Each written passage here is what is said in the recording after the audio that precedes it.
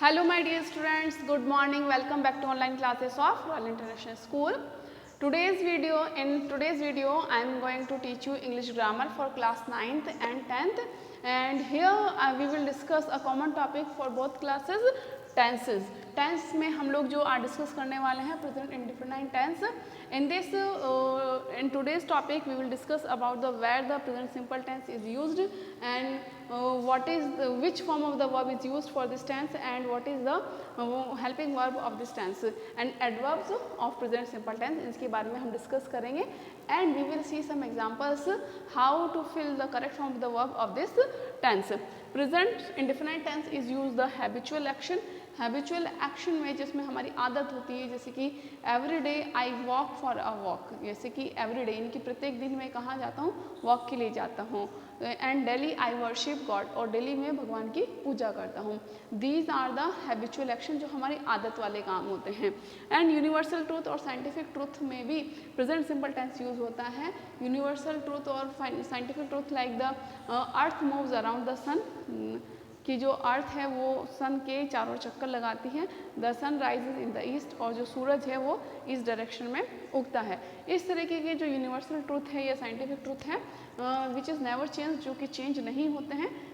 In these sentences we use present simple और indefinite to express a permanent situation. कुछ situation ऐसी होती हैं कि परमानेंट होती हैं विच इज़ नेवर चेंज, जो कि कभी चेंज नहीं होती. लाइक जैसे कि हम कह दें Delhi stands on Yamuna on the bank of Yamuna river, कि जो दिल्ली है वो कहाँ पर बसा हुआ है, सिचुएटेड है, कहाँ पर बसा हुआ है, वो है बैंक ऑफ यमुना रिवर के किनारे. तो इस तरीके के जो परमानेंट सिचुएशंस है, to express this situation we use present simple tense. Now we talk about the main verb. Which verb is used, there are the three form of the verb. जो verb की three forms होती हैं, तो हम लोग verb की कौन सी फॉर्म, which form of verb is used for this tense. Verb first form of the verb is used in this tense, but if the subject is singular, अगर subject singular होता है then we add s or es, and singular subject means he, she, it or any name, then we use verb first form s or es with verb first form. But if the subject is plural like we, they, you, इस तरीके के अगर plural subject होता है then we use only verb first form without s or es. Now what about I? I is a singular subject, but this is the exception that with I we do not add s or es with verb first form, कि हम लोग I के साथ में s और es नहीं लगाते हैं. Instead it is a singular subject. singular subject होने के बावजूद because it is an exception. ये क्या है, एक एक्सेप्शन है. I के साथ में ओनली वर्ब की फर्स्ट फॉर्म यूज होती है विदाउट s और es. लाइक एग्जाम्पल मैं बताती हूँ. She writes a letter. देखिए बेटा, शी राइट्स अ लेटर, ये वर्ब की फर्स्ट फॉर्म है बट सब्जेक्ट सिंगुलर है, तो हम लोगों ने क्या लगाया है, एस लगाया है. अब मैं लेती हूँ आई राइट्स अ लेटर. अभी मैंने कहा कि ये भी तो सिंगुलर सब्जेक्ट है बट आई के साथ में एस नहीं लगेगा. अंडरस्टूड. तो आई राइट अ लेटर, आई के साथ में ओनली वर्ब की फर्स्ट फॉर्म ही यूज की जाएगी विदाउट एस और E S. Helping verb use होता है डू एंड डज.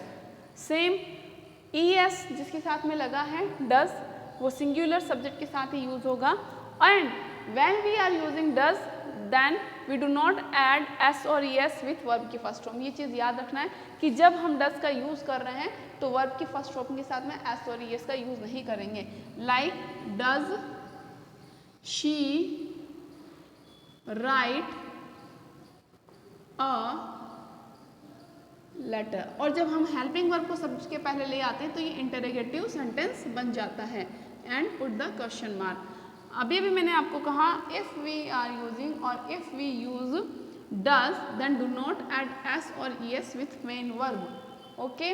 और डू का यूज प्लूरल के साथ में ही किया जाता है. एडवर्ब्स, कि वो एडवर्ब्स जिनको देख करके हम क्विकली पहचान जाएंगे कि ये प्रेजेंट सिंपल टेंस है और correct form of the verb fill करने में हम लोगों को बहुत ही ईजी होगा.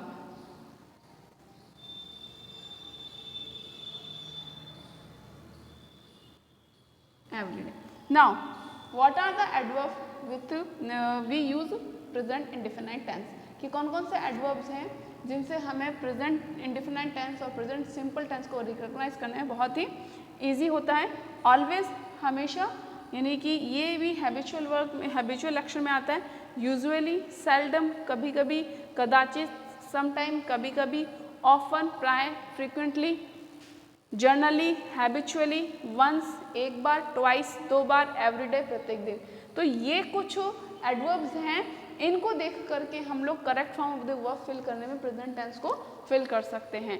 नाउ आप लोग अपनी नोटबुक में ये नोट डाउन कर सकते हो।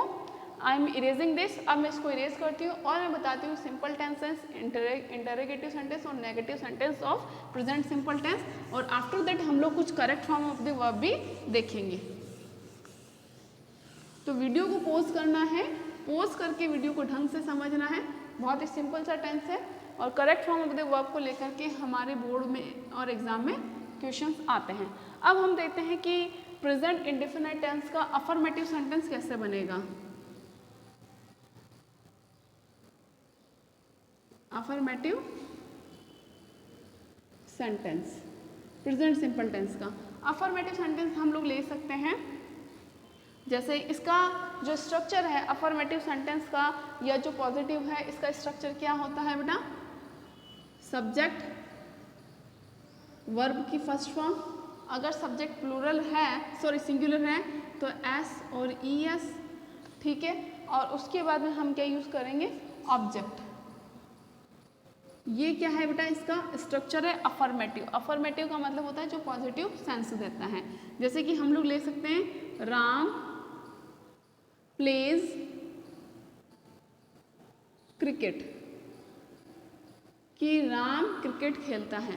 Ram is a singular subject, so we add S और S in place of Ram. If we use plural subject like we play cricket, तो हमने इसमें नहीं लगाया एस और S, full stop. Now we see negative sentence का एग्जांपल।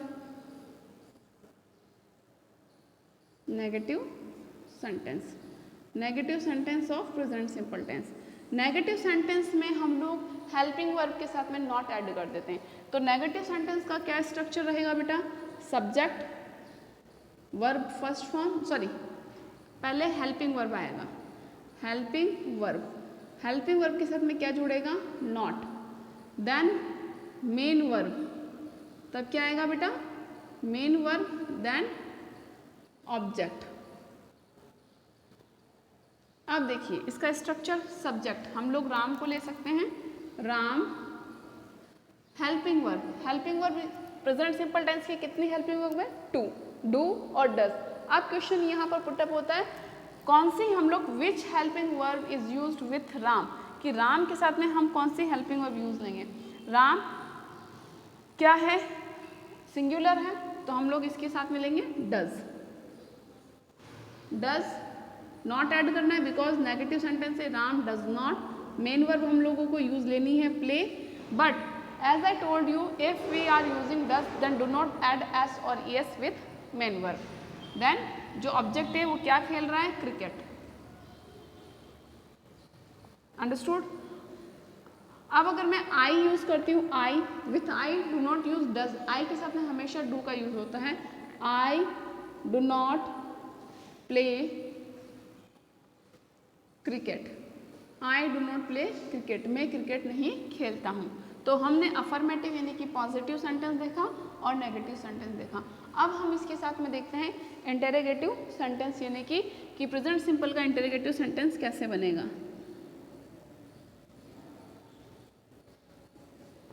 इंटरोगेटिव सेंटेंस बनाने के लिए हम लोगों को किसी भी टेंस का अगर इंटरोगेटिव सेंटेंस बना रहे हैं then use verb, helping verb before subject.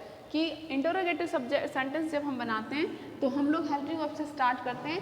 Like अगर हम लोग इसका इंटरोगेटिव सेंटेंस बनाएंगे, क्या राम क्रिकेट खेलता है, तो इसके लिए हमें प्रेजेंट सिंपल की हेल्पिंग वर्ब यूज लेनी पड़ेगी डज। राम, इसका जो स्ट्रक्चर है वो मैं पहले बता देती हूँ कि इंटरोगेटिव सेंटेंस का स्ट्रक्चर क्या होता है।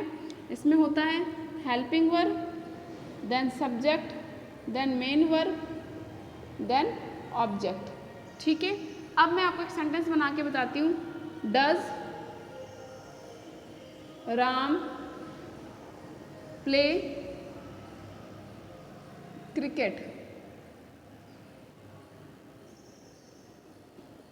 Put question mark. तो इस तरीके से ये स्ट्रक्चर्स है, ये भी आपको नोट डाउन करना है आपकी नोटबुक में वीडियो पोस्ट करते हुए। Now let's we see some correct form of the verb present simple tense, कि हम लोग प्रेजेंट सिंपल टेंस की correct form of the verb किस तरह से फिल करते हैं। We see some examples. Now I am erasing this, इसको इरेज कर रही हूँ, वीडियो पोस्ट करना है, then you have to note down.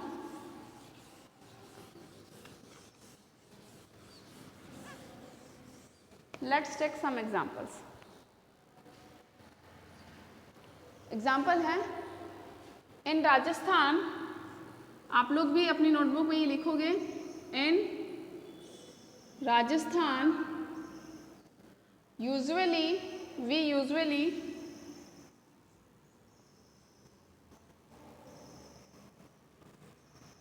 Dash rain in July, rain in July, जो वर्ब है वो है हैव। तो यहाँ पर हम लोगों को यूज़ करना है, क्या यूज़ करना है, वर्ब की फर्स्ट फॉर्म में यूज़ करनी है, और वर्ब की फर्स्ट फॉर्म हम लोगों को क्या दी हुई है, हैव दी हुई है। क्या दी हुई है बेटा, हैव। तो हम लोगों को यहाँ पर क्या फिल करना है, हैव ही आएगा, क्योंकि यूजुअली से दिख रहा है हम लोगों को ये प्रेजेंट सिंपल टेंस है। ठीक है, और नेगेटिव है नहीं, वर्ब की फर्स्ट फॉर्म यहाँ पर दी हुई है हैव। ठीक है, अब नेक्स्ट एग्जांपल हम लोग देखते हैं। नेक्स्ट एग्जांपल है ही ऑलवेज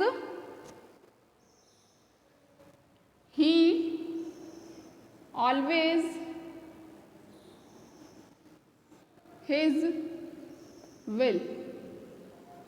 ब्रैकेट में जो वर्ब दी है वो दी है चेंज। चेंज वर्ब की फर्स्ट फॉर्म है। ऑलवेज से हमें मालूम चल रहा है कि ये प्रेजेंट सिंपल टेंस है। सब्जेक्ट कौन सा है हमारा, सिंगुलर है। हमें ये चीज़ें नोटिस करनी है, एडवर्ब देखना है। कई बार अगर यूनिवर्सल ट्रूथ होगा तो वहाँ पर एडवर्ब नहीं आते हैं, यानी कि ऑलवेज है, यूजुअली, इस तरीके के वर्ड्स नहीं आते हैं। किसमें, सिचुएशन अगर परमानेंट हो या फिर कोई यूनिवर्सल ट्रूथ हो। उसका भी एग्जाम्पल मैं आपको बता दूंगी। तो he always his will change, तो वो हमेशा चेंज करता है। विल, यहाँ विल से मतलब क्या है, वसीयत से है। विल का मतलब क्या है बेटा, वसीयत, यानी कि वो हमेशा अपनी वसीयत चेंज करता है। तो सब्जेक्ट क्या है, अगर प्लूरल होगा तो हम एज इट इज ही वर्ब की फर्स्ट फॉर्म फिल कर देंगे। If subject is singular then we have to add S और E S with verb first form changes. तो he always changes his will, वो हमेशा अपनी विल को क्या करता है, चेंज करता है। नेक्स्ट जो हम लोग देखने वाले हैं,